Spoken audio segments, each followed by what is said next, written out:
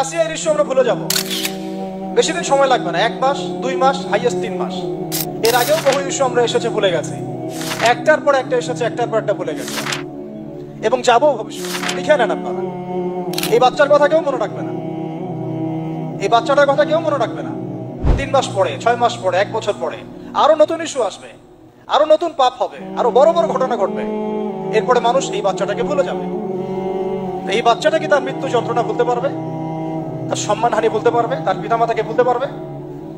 এখন প্রশ্ন হচ্ছে, তার পিতাকেও যদি আমরা জিজ্ঞাসা করি, ইসলামে রেপের শাস্তি হচ্ছে মৃত্যুদণ্ড, ব্যভিচারের শাস্তি হচ্ছে অর্ধেক কোমর পর্যন্ত পুঁতে পাথর নিক্ষেপ করে হত্যা করা, এবং বিবাহিত ব্যক্তি হলে এই শাস্তি, অবিবাহিত হলে 100 বেত্রাঘাত, 1 বছরের নির্বাসন এবং সমাজ থেকে বয়কট করা, আর ধর্ষণ হলে সরাসরি মৃত্যুদণ্ড।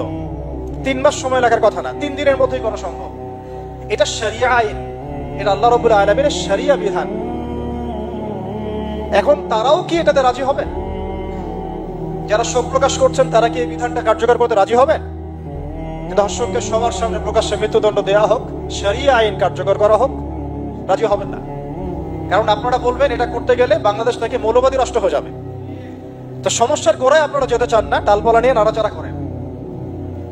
জেনা ফ্রি মিক্সিংটাকে উন্মুক্ত করে দেওয়া হলো, ছেলে মেয়ের অবাধ বিচরণটাকে উন্মুক্ত করে দেওয়া হচ্ছে। একটা চরম ক্ষুধার্ত মানুষদের সামনে যদি আপনি খাবারকে উন্মুক্ত করে রাখেন, এরপরে যদি কেউ জোর করে খাবার খেয়েও ফেলে, শুধু কি আপনি খাদকের দোষ দিবেন? পুরো সিস্টেমটাই দায়ী, পুরো সিস্টেমটাই দায়ী। এখানে আপনি নারী পুরুষকে অবাধ মেলামেশা দিয়েছেন, ফ্রি মিক্সিং এ দিয়েছেন, একদম ছোটবেলা থেকেই, স্কুল লাইফ থেকে, কলেজ লাইফ থেকে, ইউনিভার্সিটি লাইফ থেকে, জব সেকশনে, এমনকি রাজনীতি করতে গেলেও, কর্পোরেট সেকশনে, ব্যবসায়িক সেকশনে, অফিস আদালতে, সব জায়গায় ফ্রি মিক্সিং কে অবাধ ভাবে আপনি উন্মুক্ত করে দিয়েছেন, আমরা উন্মুক্ত করে দিয়েছি। এর উপরে ছড়িয়ে দিয়েছি পর্নোগ্রাফি। পর্নোগ্রাফি সবার ফোনে ফোনে। পর্নোগ্রাফি দেখতে থাকলে একটা মানুষ বাচ্চাকে না, কয়েকদিন পরে পশুর সাথেও জেনা করতে পারে। যদি সামনে দেখেন যে মানুষ পশুর সাথে জেনা করেছে, আপনারা অবাক হতে পারেন, আমি অবাক হব না। কারণ পর্নোগ্রাফি মানুষকে পশুর সাথেও জেনা করতে শেখাবে। বাচ্চা তো কিছুই না। এর উপর আছে বিবাহ বহির্ভূত সম্পর্ক, ব্যভিচার, জিনা, ফ্রি মিক্সিং, ভ্যালেন্টাইন্স ডে মতো দিবসগুলো পালন করে ছেলে মেয়ের অবাধ মেলামেশা।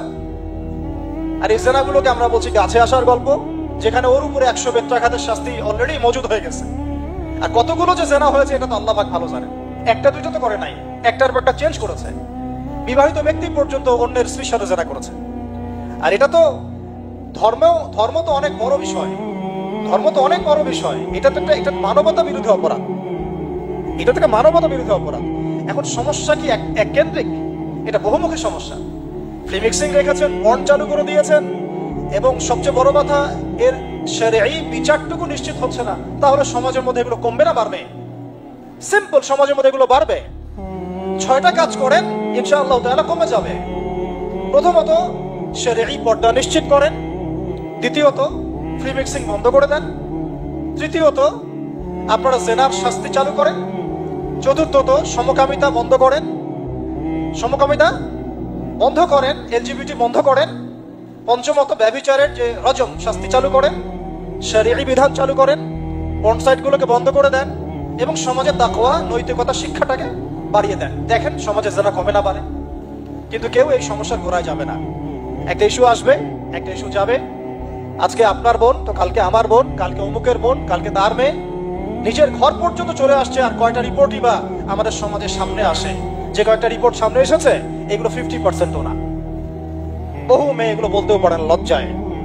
আর আমি তো ওইসব মেয়েদের ব্যাপারে কথা বলা ছেড়ে দিয়েছি যারা স্বেচ্ছায় নিজের ইজ্জতকে বিলি দেয়। তাদেরকে আমি আমার বোন পরিচয় দিতে লজ্জাবোধ করি। সমাজ থেকে গায়রত, ব্যক্তিত্ব, পর্দা, শালীনতা, হিজাব এগুলো উঠিয়ে দেওয়া হয়েছে। আপনারা কি দ্বীনি অঙ্গনের তসলিমা নাসরিন হতে চান নাকি? তারা কি দ্বীনি অঙ্গনের তসলিমা নাসরিন হতে চান? কেন আপনি একটা ছেলের সাথে হারাম সম্পর্কে জড়াবেন? কেন প্রেম করতে যাবেন? কেন আপনি তার সাথে বাইকে করে ঘুরতে যাবেন? কেন আপনি আপনার বন্ধুদের সাথে ফ্রি মিক্সিং এ ঘুরতে চলে গেলেন? 3 দিনের রাস্তা, 7 দিনের রাস্তা, 10 দিনের রাস্তা, অথচ আপনার উপর হজও ফরজ না মাহারাম ছাড়া। না আপনি পর্দা মানছেন, না মাহারাম মানছেন।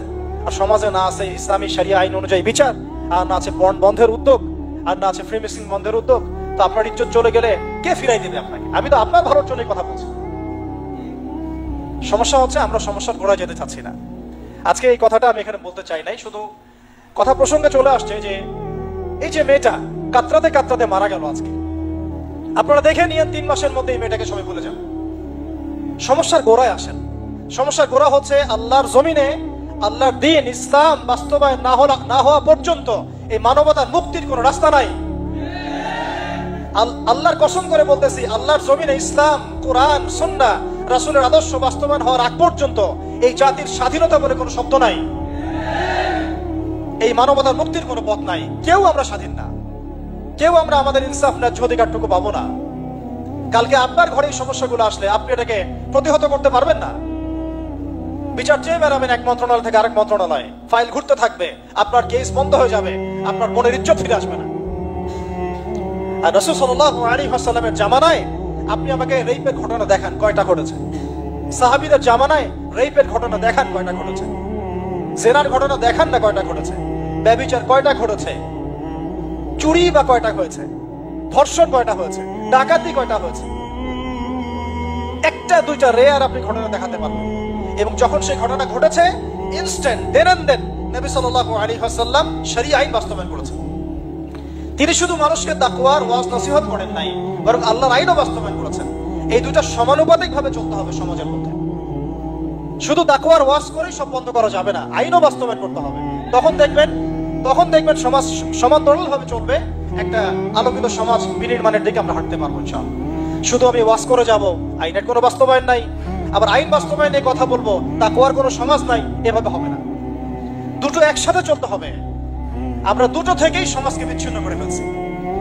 স্কুল লাইফ থেকে তাকওয়ার শিক্ষাটাকে আস্তে আস্তে শেষ করে ফেলছি। আমি তো দেখালাম তাকওয়া তো শিখবেন আপনি কোরআন থেকে, হাদিস থেকে, সিরাত থেকে, সেটাই তো আমরা পড়ি নাই।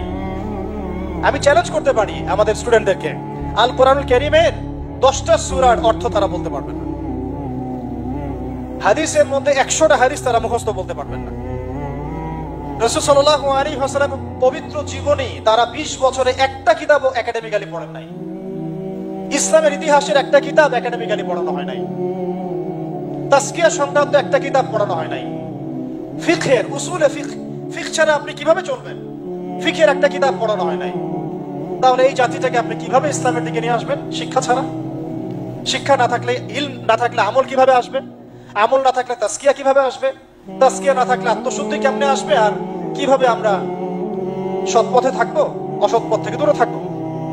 কিভাবে আমাদের মধ্যে আল্লাহ ভীতি জাগ্রত হবে? আর আল্লাহ ভীতি যদি জাগ্রত না হয়, আমি গুনাহ থেকে কেন দূরে থাকবো?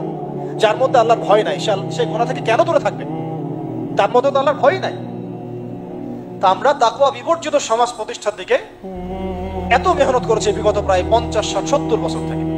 কিন্তু আগামীর বাংলাদেশে আমরা এটা আর দেখতে চাই না। আমরা আগামীর বাংলাদেশে দেখতে চাই প্রত্যেকটা সেক্টরে যেন তাকওয়া নিশ্চিত হয় এমন ব্যবস্থা গ্রহণ করতে হবে, এবং একই সাথে আল্লাহ রাব্বুল আলামিনের জমিনে আল্লাহর বিধানগুলোও বাস্তবায়ন করতে হবে। শুধু তাত্ত্বিক কথাবার্তা বলে, দুঃখ প্রকাশ করে, শোক প্রকাশ করে কোনো লাভ হবে না, যতক্ষণ পর্যন্ত না আমরা আল্লাহ পাকের জমিনে তার আইন এবং বিচারগুলোকে বাস্তবায়ন করতে পারবো। আর আল্লাহর কসম করে বলছি, আল্লাহর জমিনে আল্লাহর বিধান বাস্তবায়ন হলে সমাজে পাপের হার তো কমে আসবেই। সমাজে পাপের হার তো কমে আসবে। কোন কাফের, মুশরিক, মুরতাদ জনগোষ্ঠী আমাদের দিকে চোখ তুলে তাকাতে পারবে না ইনশাআল্লাহ। আমাদেরকে দাসত্ব শৃঙ্খলে আবদ্ধ করতে পারবে না ইনশাআল্লাহ। সব কথার শেষ কথা ভাই, যে আমরা দুনিয়াতে এসেছি লিমিটেড টাইমের জন্য। এই সময়টুকুতে যদি আমরা হেলায় ফেলায় দুনিয়ার জীবনটাকে নষ্ট করি, আমাদের দিনটাকে ঠাট্টা ছলে গ্রহণ করি, কোরআনকে মূল্যায়ন না করি, হাদিসকে মূল্যায়ন না করি, আল্লাহর দেয় এই সুযোগগুলো, রমাদান, এই কোরআন, এই তারাবি, তাহাজ্জুদ, এই সাদাকা, এই তাকওয়া, এগুলোকে মূল্যায়ন না করি, তাহলে ক্ষতিগ্রস্ত আমরা হব, আর কেউ হবে না। ক্ষতিগ্রস্ত এই পৃথিবীতে অন্য কেউ হবে না, বরং আমরাই হব। আল্লাহ পাক আমাদের সবাইকে পরকালীন চূড়ান্ত ক্ষতি থেকে আল্লাহ হেফাজত করেন, এবং দুনিয়াতে যে ফিতনা, ফাসাদ, এই রাহাজানি চলছে, এগুলো থেকে মুক্তির পথ যে একমাত্র ইসলাম, এটা বোঝার তৌফিক আমাদেরকে দান করেন।